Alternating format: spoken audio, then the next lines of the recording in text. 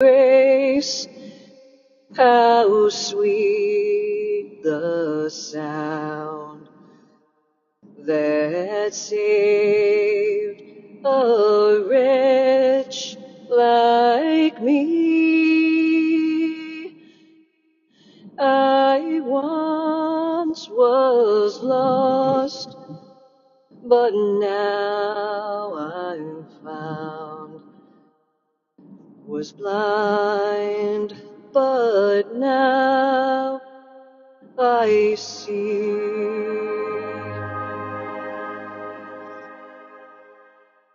During my years as a firefighter and later as an officer, I would use some of the 40-minute drive time into the firehouse to pray. I would ask God and my guardian angels to watch over my crew and myself, to keep us safe, to help me make sound decisions and know what to do, even to watch over my apparatus and equipment so it worked perfectly and safely. After I'd been recently promoted to lieutenant, a call came in for a smoke condition in a house in my district. We began responding to the location. And on arrival, I had my driver set up the pump while I did my 360 size up. As soon as we had additional personnel on scene, we made entry into the building. As we saw a light to moderate smoke condition on the second floor, we stretched the line up there and felt no heat. We're able to stand up with no problem as we searched for the fire. As I began to update incident command on our progress, suddenly everything went black. I couldn't see, I couldn't tell where I was. As soon as we had more people in the building doing fire attack and search, I exited.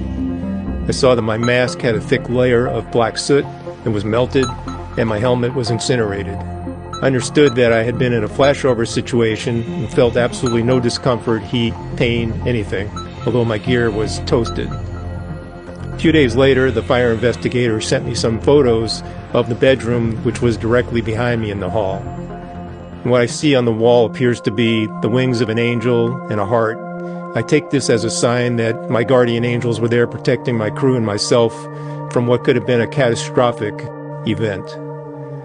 To this day, I feel like I've been blessed by that protection my whole life, and I think it's a testament to the power of prayer.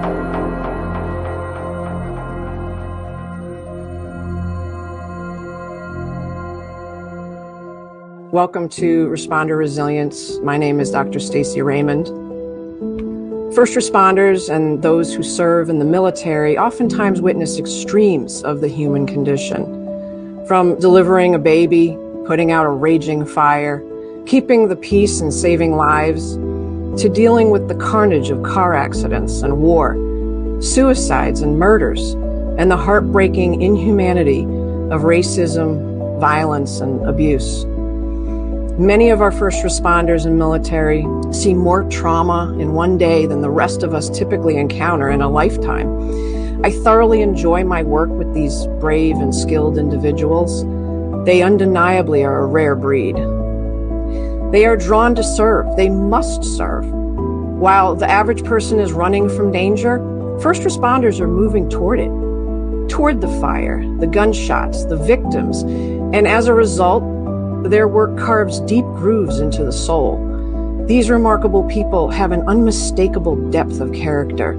This depth is best captured by poet Khalil Gibran. In his poem, On Joy and Sorrow, he says, "The deeper that sorrow carves into your being, the more joy you can contain. Is not the cup that holds your wine the very cup that was burned in the potter's oven? And is not the lute that soothes your spirit the very wood that was hollowed with knives?" In my experience as a trauma therapist, I believe there are two sides of the coin when it comes to the chronic impact of being in the trenches and facing trauma. First is the post-traumatic stress that anyone exposed to such trauma can develop immediately or years later, such as difficulty sleeping, nightmares, intrusive sights, sounds, smells, depression, guilt, a hair-triggered temper, hypervigilance, relationship problems, and substance abuse. But on the flip side of that harrowing coin lies the quest for meaning and the potential for growth and understanding and joy, a potential for growth and understanding and joy that is equal to the depth of their suffering.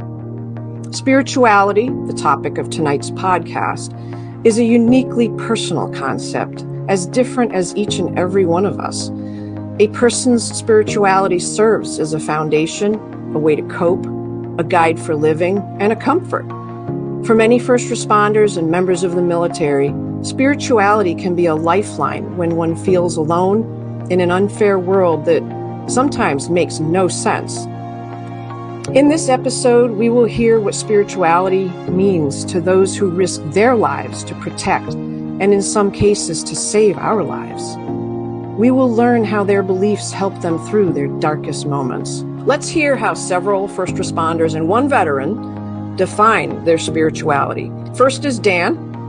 Dan is a United States Marine who fought in the Vietnam War. My grandfather on my mother's side was a Mescalero Apache medicine man. And as a little kid, he spent so much time with me because I was the only one that was interested in it.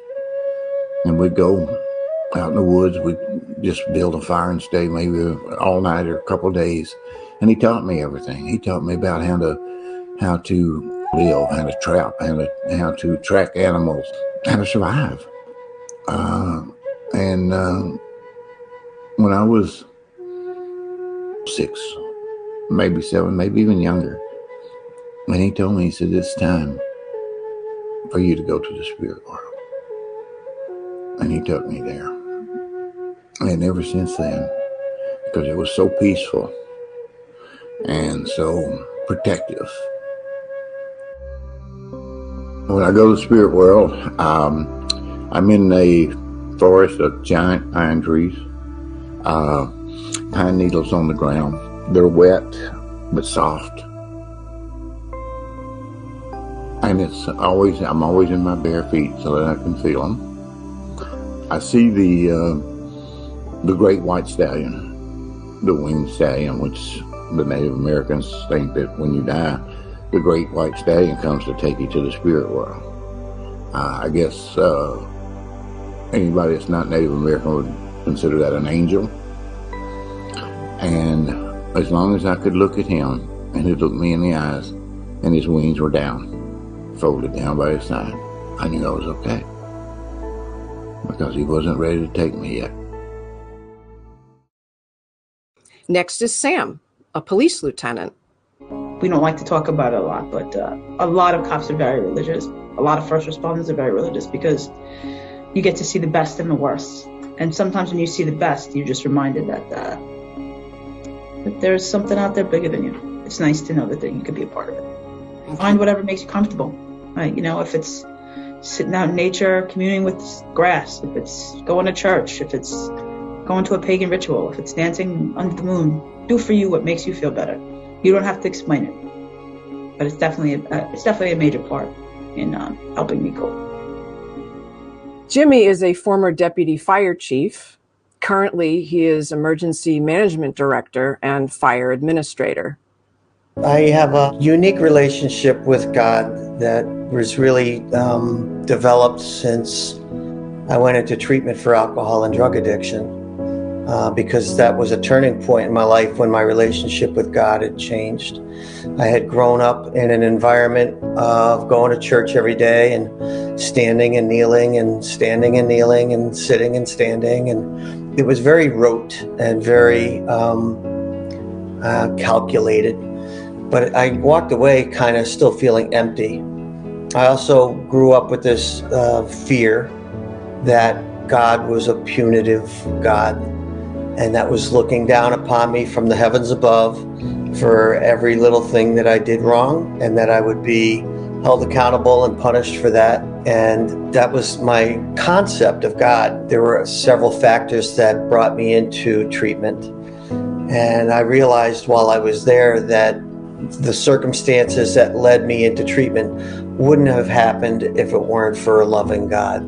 Then somebody had suggested that I read the book called The Shack. So I read the book and it moved me spiritually. And then I went and saw the movie, and that also moved me spiritually. And I began to internalize the feelings of love that I believed that my God could be felt internally. And I usually touch my chest near my heart and feel as though that's where my concept of God lies now. So I went from external punitive to external loving to internal loving. Nick is a retired firefighter. He is currently an EMS operations manager. Most important thing for me when I think of spirituality, it really is this concept of meaning, and that, you know, the work that we do is incredibly meaningful, and that makes the difficult stuff have a purpose. Because if life is just suffering, that's nihilism, and it's pretty miserable. You know, the optimistic side of it is that, you know, from all the horrible things we experience and the difficult things we do, you know, that's where you can find a sense of meaning. And I think it's impossible also to go through life in the Garden of Eden and become a human being and develop in any way. Like, you have to do difficult things. And EMS has been that opportunity for me. You know, people can imagine what makes EMS so difficult, and imagining will get you so far. You got to really kind of experience to get the full effect of, you know, how hard this job actually is. But if you do the job and you're successful in it, it can help you to develop. Next is Rick, who is both a fire captain and a deacon in his church.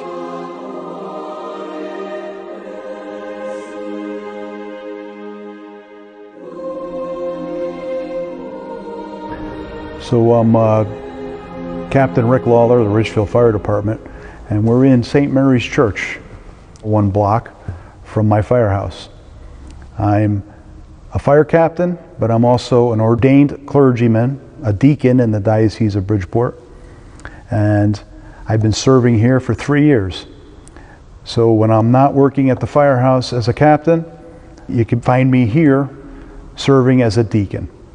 I go on calls and I walk into people's homes, serious calls, sometimes not so serious, and they say, "Oh my God, Deacon Rick is here." And I'm able to help them as a fireman, and I'm also able to help them as a deacon. And when I see them on Sunday in church, we're all smiles as they say to me, "Thank you for coming out, Deacon. It was so good to see you. Thank you for your help." And they'll give me an update on the situation. The word deacon is Greek, comes from the Greek word diakonoia, which means service. Deacons spend a little bit of time in the sanctuary where I am right now. But deacons are expected to be in the streets, to meet people out in the streets, in their homes, and deacons need to know the struggles that people are going through. That's what a deacon is about. A deacon is a man of service. And then most recently I went on a call for an elderly gentleman who had passed away. And his wife was very upset, and she recognized me right away as a deacon, and I was able to talk to her, bring her some comfort, and we went to a room in the house where I was able to pray with her, and she was very grateful for that. Yeah, as a fire captain, we definitely struggle, and there's days when you feel like you're being crowned with thorns and scourged at the pillar, just like Jesus was. While we do have authority, it's much more important for rank to be a servant, to serve your fellow firefighters. Fight for them, protect them, keep them safe. And these are the things that Jesus did. Jesus came here to save his people, to save us. And there are days where in a great career as a first responder, there's plenty of suffering. If you're doing it right, your suffering. As a fire captain and as a deacon, I go out onto an emergency call, emergency scene, a situation, and I have my fire truck and medical equipment. I also have holy water. And you'll be surprised at how many times people need to hear a comforting word from a clergyman, or just someone to sit with them and grieve with them, or hold their hand and cry with them. And I've sat with families, loved ones, as they are going through this horrible moment. And I have transitioned in the last couple of years. I'm on a call and I transitioned from fire captain into just a compassionate person to talk to and listen to a family member that's in a state of shock. Now we will hear what Matt has to say about spirituality. Matt is a retired police officer and also a police chaplain. But so, like, my definition of spirituality, if you haven't heard me say it before, spirituality is the living out of your most important values and beliefs. If you're religious, plug them in. But if not, you know, you have other values you're living out. Spirituality is how you relate to your community. It's how you relate to humanity. And who more than cops is involved in the nitty gritty of a community? And who more than cops, in my experience, whether they say they're spiritual or not, understands the highs and lows of the things that human beings going through, because they're immersed in that stuff all the time. Right. Spirituality is how you relate to your higher power or God, if you believe in one. And spirituality is also part of the framework for how you continue to find meaning and purpose through pain, through change, through loss, adversity, and suffering, which is common to everyone. And cops are immersed in that. Sid is a deputy fire chief and a retired police officer. Let's hear what he has to say. I was always a churchgoer, but now I'm really devout. I mean, I give all my strength and thanks to God for everything in my life.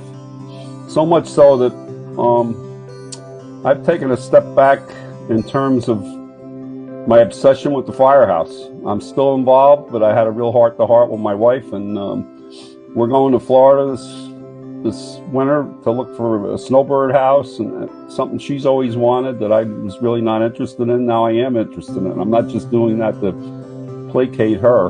And it's a change that was a long time coming, and I'm just grateful that God's opened my eyes to it. It's just amazing. Lastly, we will hear from Joe, a fire EMT, as he defines his view of spirituality.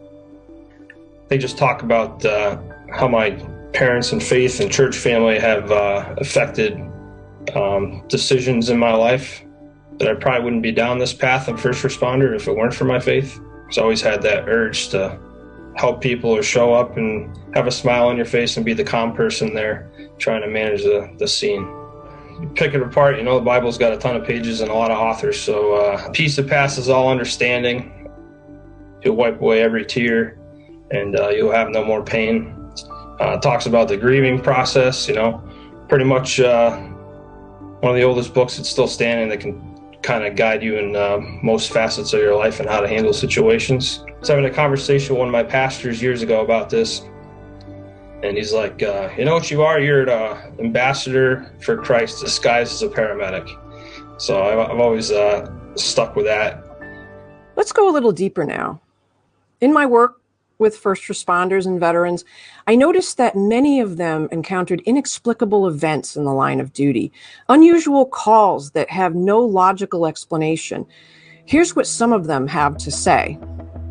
I know we were at Quang Tree, and one of our guys was running back to the foxhole, and the NVA shot an RPG at him, and the RPG was right behind him. And he just kept running and running. And we were hollering to him, get down, get down. And finally jumped in the foxhole and the RPG went right over him. So we actually outrun that rocket. And it was just a miracle, you know, because they shoot down helicopters with them that's got to be an act of God, you know. Before we ran a patrol, me and my guys sat down and we said a prayer on 23rd Psalms. The Lord is my shepherd, I shall not want. He maketh me to lie down in green pastures. He restoreth my soul. Yea, though I walk through the valley of the shadow of death, I shall fear no evil, for thou art with me, and thy rod and thy staff protects me. Another one of those miracles was that Wild Bill Hanson, one of my guys, he always carried a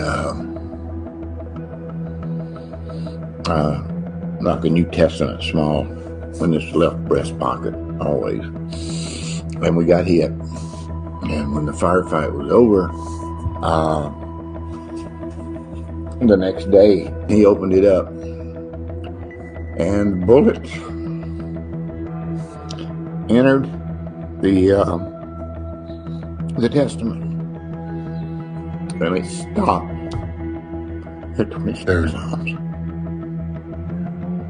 The bullet was still in there, and he said, "Look at this. If I hadn't had that in my pocket, of course he would have been dead." And why it didn't penetrate all the way had to be the hand of God. So miracles do happen, and they happen all the time. Sometimes we see them, sometimes we hear about them, but they do happen. There is a phenomenon that we can't explain, and they're called miracles. It's very good for your faith, but you have to pay attention. Calls it are unexplainable, not by science. This 22-year-old kid minding his own business, home from college, walking down the street, and there was a gang initiation. His car stopped, people jumped out, ran up behind him and shot him in the back of the head with a .357. And we get there, you know, there's copious amounts of blood, and he's talking to me. I'm like, how is this a thing? What the bullet did is it entered right like back by his cerebellum, if you will, and it rode his skull under the skin, but never broke the skin, and then ejected out through the top. And I was like, how does that happen, you know? I was working with a great partner who taught me a lot of things in Danbury, and driving down Osborne Street, going to a call, and everything shut off on the ambulance. Radios, we thought it was an electrical problem. Then the ambulance started like talking to us. Yeah, I couldn't tell you what it said, but it was not a radio, wasn't audible, wasn't the happy radio. It just sounded like a voice that was talking to us. It sounded like it was coming from under the seats. My partner Ron and I, we were just like, holy mackerel. I'm not really sure what's going on right now. So we broke it down after the call. We were like, what's going on here, you know? And you think about it, I mean, there's potential for thousands of people to die in an ambulance, you know, in the lifespan of an ambulance in a busy city. So there's potential that there are spirits there and whatnot, you know. I had a spiritual awakening on October 17th, 2021 at 23:46 hours. We had a very serious fire. It was a gasoline tank truck, tractor trailer. He was hit head on by a car that crossed the double line. The car that hit him head on immediately burst into flames. The driver was incinerated. The tractor of the trailer immediately became fully involved. Fortunately, the truck driver was able to jump out. But I was driving the first new engine, and we got there, and I said, oh boy. And the chief and I, Gene Malone, he and I have over 50 years experience, and I don't know, besides him and I don't know for sure whether the other guys really appreciated how dangerous this was. That event changed my life. In addition to being grateful for us being saved that night from probably certain death if that had exploded. Had a flood of memories of the times that I had been saved from death as a cop and as a firefighter, almost being caught in a flashover, bailing out a window just before a fireball blew out the window behind me. And I said, wow, the things that have opened up since that incident, like this podcast. I never even heard of this podcast before, but you know, they say that there are no coincidences in life. It's only where God seeks to remain anonymous, and this is definitely one of them. And I was like, wow, this is amazing. This is God's hand at work. There's no question in my mind. And I'm not a crackpot or a holy roller or any of those things. It just took a traumatic experience like that for me to realize. As a cop, I almost fell off one of these rickety old Metro North footbridges on an aided case, going to aid a signal tower man that was having a heart attack. It was a brightly lit night, so I didn't have my flashlight turned on. I had oxygen in one hand, flashlight in the other. And God told me, turn that flashlight on. I turned it on. There was a big section of bridge missing. If I hadn't done that, I would have fallen to the tracks below and probably gotten, if the fall didn't kill me, the train probably would have run over me. A family dispute where a guy came at me with a knife. I almost shot him. My partner said the cylinder on the gun started to turn. And for the longest time, I was just grateful I wasn't stabbed. Now with this new look on life, God also protected me from not having to live with the fact that I took a life. You know, I didn't have to shoot him. He fortunately stopped when he saw the gun. I can't even imagine what that must be like. Because I know vets that had combat experience are haunted by the killings that they had to do. And he spared me that. And I never even thought about that until recently. And I'm talking about something that happened 30, 35 years ago. I was in a structure fire one time with a relatively new firefighter. I was his officer. And we were on a second floor in a bedroom, putting water on a fire and doing a good job, and his air alarm went off. And so he followed the hose line out. I moved up to the nozzle. In a split second, I went from being on my hands and knees with a hose line in my arms to the floor collapsing underneath me. The floor had buckled and my legs had straddled the floor beam underneath. So that saved me from falling down to the floor below. You know, God saw to it to put a floor joist in between my legs rather than going through a hole. Another instance, I was a brand new firefighter assigned to a ladder company.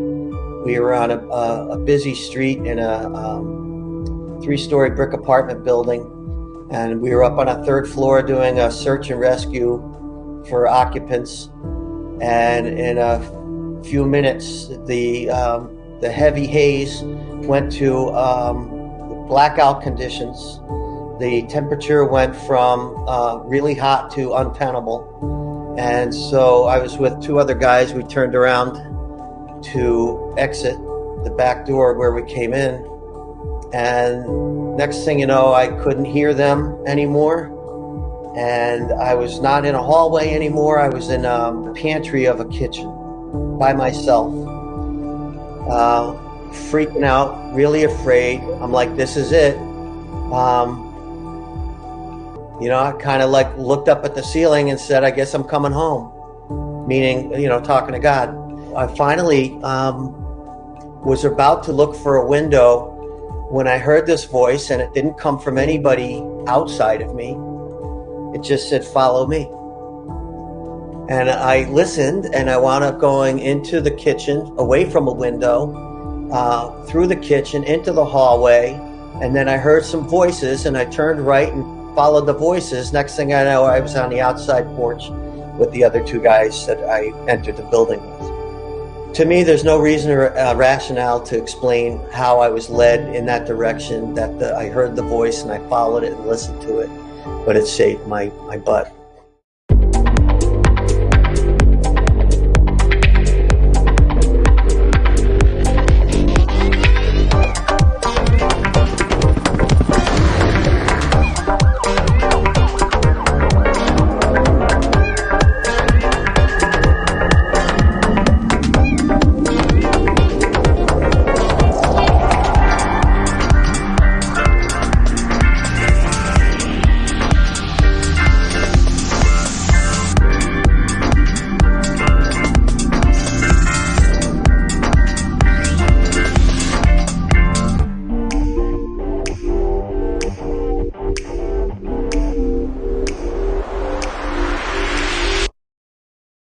Most individuals who serve see inordinate amounts of human suffering and carnage. For that reason, their jobs are uniquely challenging. In their own words, this is what they shared. I was 18 years old when I went to Nam, and I was a country boy, you know. I mean, to hell, you know, I'd rode horses, I'd herd cattle, I was just a backwoods country boy. But when I went there, I believed I was doing the right thing. And these people had to be dealt with. The Marine Corps taught us that you pull the trigger before you blink an eye or take a breath. It's just that quick. I thought I was a monster. I thought I was this horrible person because of all the stuff I'd done.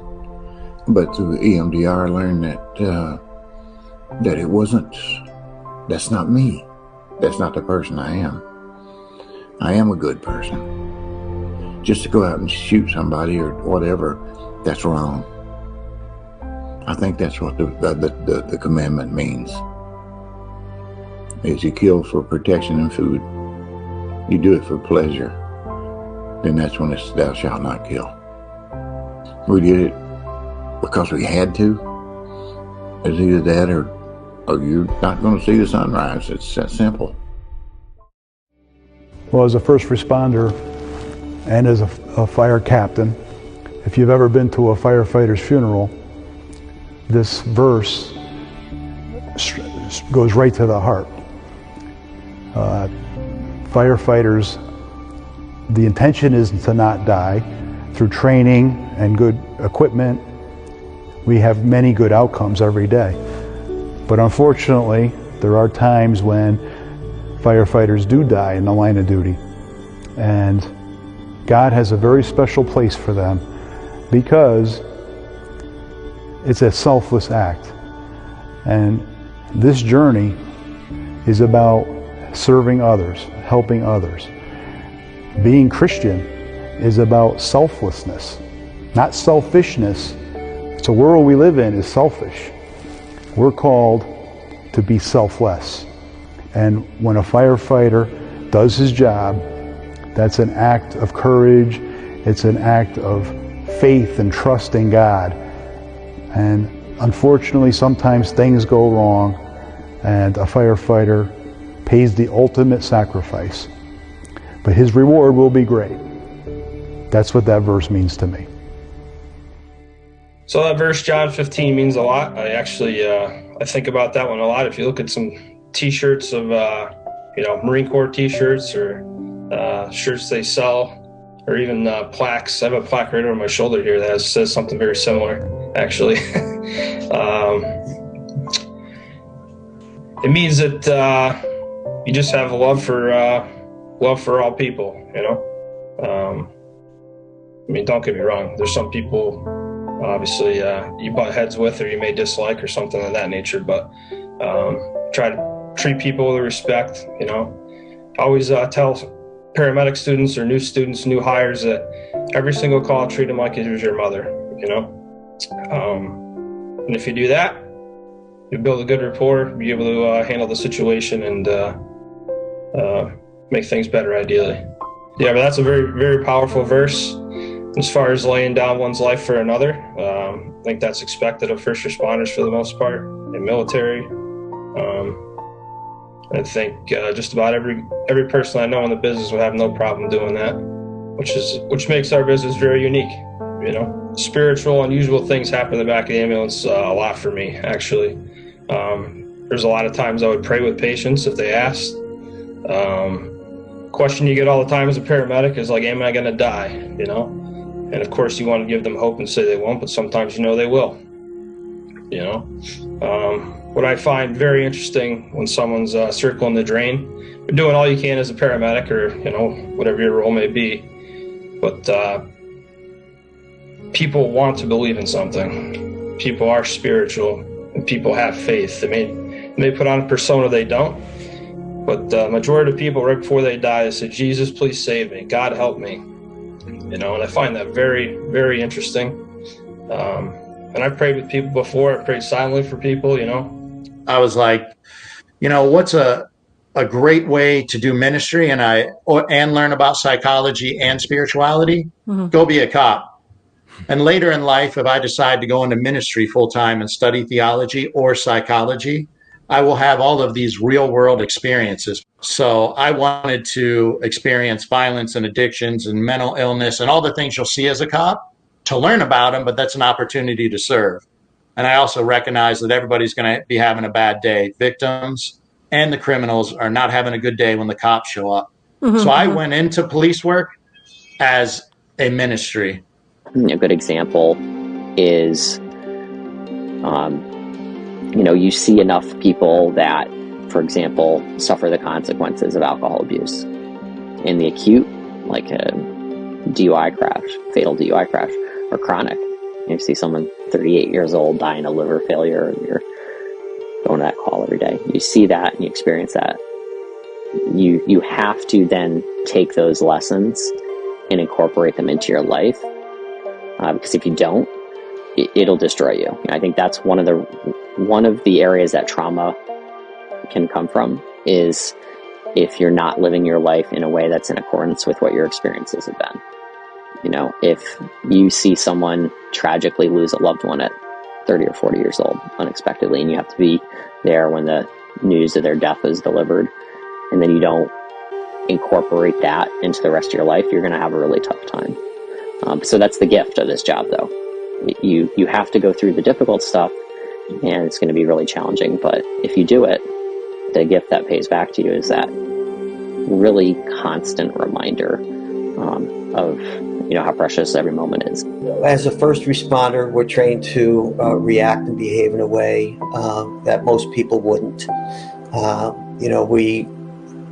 We run into burning buildings when everybody else is running out. We go into harm's way when there's a armed perpetrator as a police officer, when most people would be duck and cover. And so there's a extraordinary amount of traumatic events that first responders are exposed to as a result of their career choice. I experienced 4 different suicide deaths of coworkers in 20 years on the job. That's an average of 1 every 5 years. That's pretty significant. In addition to that, the death of a 4-year-old girl on Christmas Eve in a structure fire was a significant event in my career. The Greenwood nursing home fire, where 16 people died, was a significant event. The death of an elderly man in a high-rise smoking in a overstuffed chair, died in my lap in the outside front corridor of the apartment building, was a significant event. The death of a firefighter who died in the line of duty as I was the incident commander of the fire. And I bring those up as significant events that happened in my career as a first responder that the normal Johnny Q public isn't going to have regular exposure to. So there's increased exposure to traumatic events that go on in the lives of a first responder, and those things can really be impactful.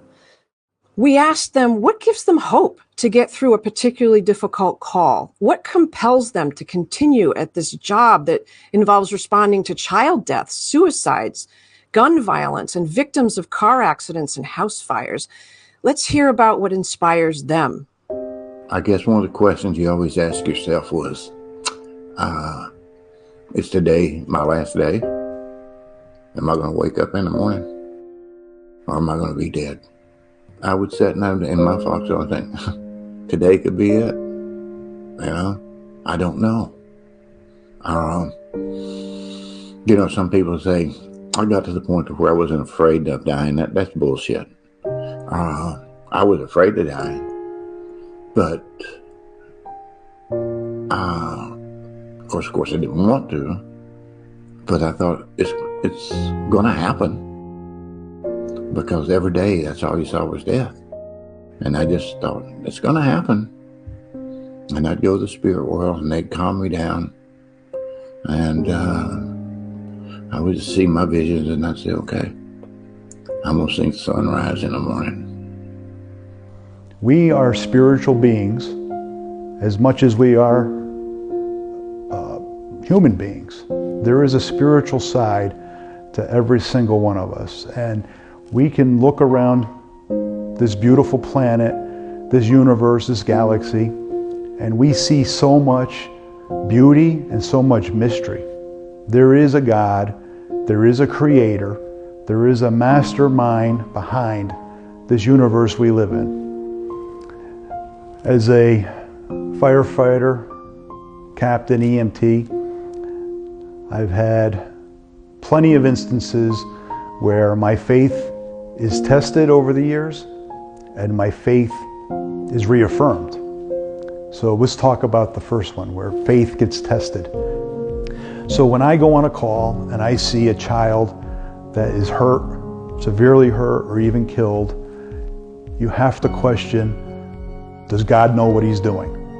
It's a very human, natural question to ask. But then there's days when you see your own children. You see the beauty of your family. You see other beautiful things in our society, in our world.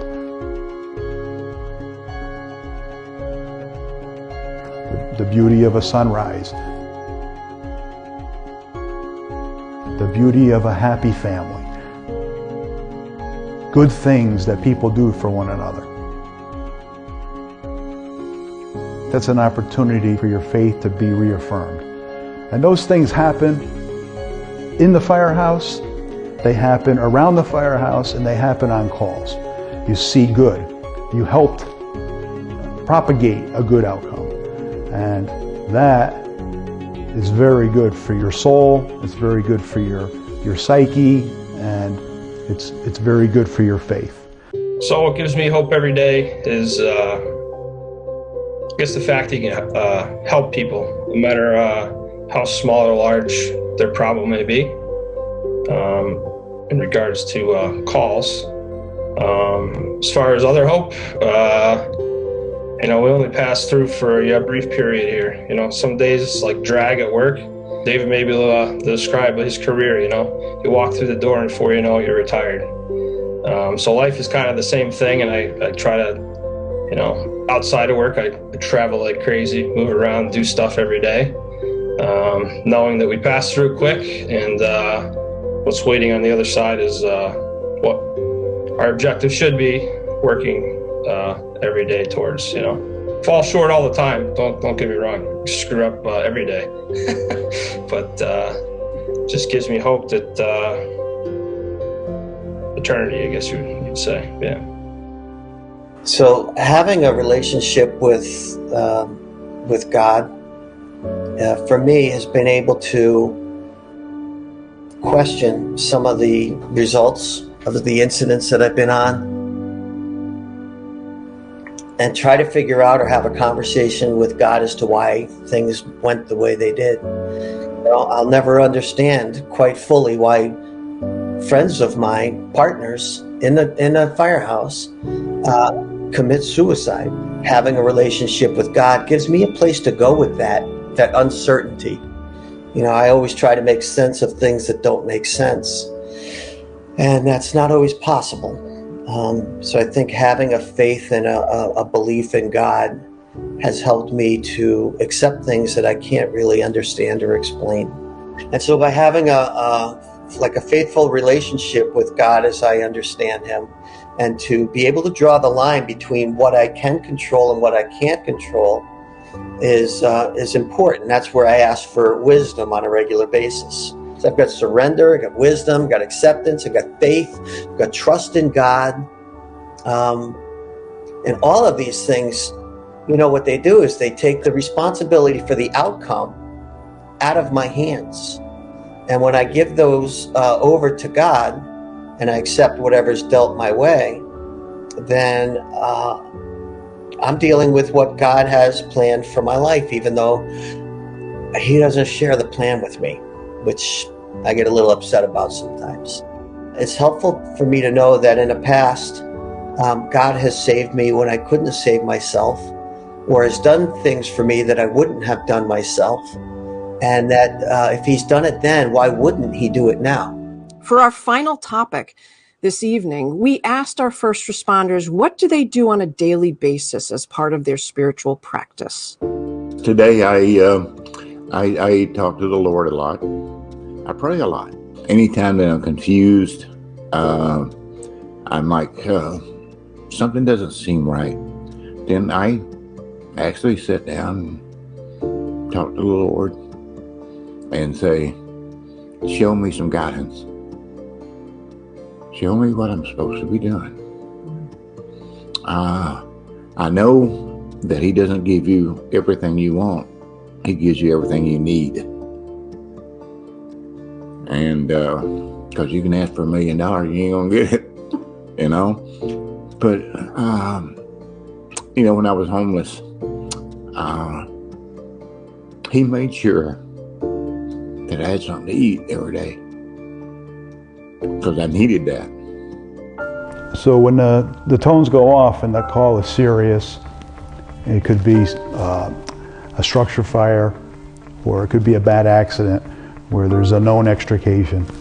Your blood definitely gets pumping, and you can actually be overcome with anxiety. It's very normal to get a little nervous. Over the years, as a man of faith, I have developed a routine of prayer, even at work, at the firehouse, as I'm putting my boots on, pulling up my pants to go to say a structure fire. I'll say a Hail Mary, and I'll say a little prayer as I get into the truck, that the good Lord will watch over me, watch over the men I work with, the women I work with. We now have women at the firehouse. Watch over us, keep us safe. And that is the incident commander. I make good decisions, and that nobody gets hurt. So like the whole time I was a cop, I didn't own a TV. I had a mattress on the floor, a bookshelf, and a desk with candles. And like after my shifts, for example, I had routines. Like in Connecticut and in DC, like if there's a church that's open, I would finish my shift, and if I had time before I rolled in to turn in my paper, I stopped to light a candle and pray in silence. And then I would drive home in silence. And then I had like a contemplative prayer, basically like a meditation practice. I would journal things that I was thankful for on that shift, whether it's a conversation with a partner, or you met some sweet person in the community, or thank God we got to intercede on this situation and prevent something. So like gratitude journaling, meditating, different types of prayer and meditation. And I had no TV and there was no smartphones back then. So I don't know if any other first respondent will say this, but I'm going to say it. It's a secret. First responders are very superstitious. I am, at least. I know a lot of people are.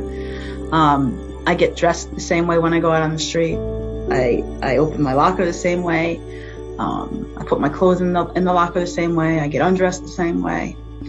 And part of that is when I put my vest on, I pray. I say a prayer. It's the Serenity Prayer, and I say it every day. Every day I say it, whether I'm at work or not, because I think throughout all the trauma I experienced, throughout my worst times, I never felt like I was alone in my spirituality. I wear a St. Michael's medal that was pinned on my vest from my great aunt. When I first got out of the police academy, one of the first things she did was pin it on my lapel in my dress uniform. It's still on my vest today. My faith helps me cope and carry on as a first responder in a few different ways. Sometimes even while on a call, I'll process some things or ask for a little extra strength on something, you know, whether it was a 6-month-old that was murdered and beat against the wall, or you know, somebody that you knew that, you know, put a gun in his mouth or something like that, you know. But sometimes you're at the front door getting ready to crack a nozzle or something, and you're like, Lord, just help me be safe and come out of here, you know. Some tricky situations. In regards to doing some things or rituals, if you will, like I mentioned earlier, I do like a daily devotional. It takes about a minute or two, you know, so I do that first thing in the morning. Try to ponder on that throughout the day. Sometimes, depending on the dispatch of a call, say a quick prayer, help us get through this, bajillion car accident with a bajillion people. I'm at the point now where if I want to talk to God, I talk directly to God. And that relationship that I have with God has developed over years. And I don't always agree with what goes on in my life and the circumstances that I'm faced with. But I can turn to God at the end of the day or during the middle of the day, it doesn't matter, and just say, I don't understand what's going on or why, but I know that you're in charge and you have a plan, and I trust in that. And so while it might be some level of blind faith, it gets me to a place of inner peace that I was never able to experience before, because I was always trying to make things go my way. When I'm troubled, whether it be at work or at home, I can stop what I'm doing anytime and have a conversation with God. Just go and find a quiet place and enter into a conversation with God and just kind of surrender, giving that to God to manage and do what He will with it, and just give me the wisdom to understand what His results are going to be. Is helpful for me, just dealing on a daily basis with life. In tonight's podcast, we begin to understand what spirituality can mean to those who serve. Answering the call to protect and save lives exposes first responders and members of the military to the most extreme life and death circumstances. They are forced to think about mortality, to wonder why bad things happen to good people. Defenseless, innocent children, and the elderly. As daily witnesses of trauma, they must find a way to make peace with their work, or surely the emotional effects will take their toll. Having a spiritual practice can be a helpful and healthy tool in one's emotional toolkit. Tonight's podcast shows us that spirituality comes in many shapes and sizes. It can be as formal as religious prayer or going to church. It can be unconventional, like sitting in silent meditation or walking in nature. Others may ask God directly for protection and guidance. Very different beliefs and practices with a similar, gratifying result. Something we all yearn for: comfort and meaning, a feeling of belonging and purpose in this world, and a way to explain or just accept the unacceptable. I hope you enjoyed tonight's podcast. I want to thank the first responders especially, who shared from the heart what role spirituality plays in their lives. And for those of you who haven't given your spirituality much thought, may you perhaps come away inspired by what was shared this evening. Thank you.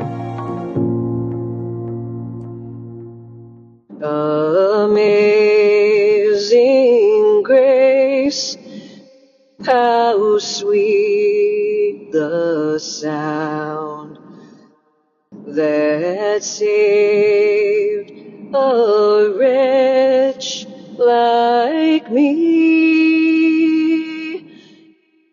I once was lost, but now I'm found.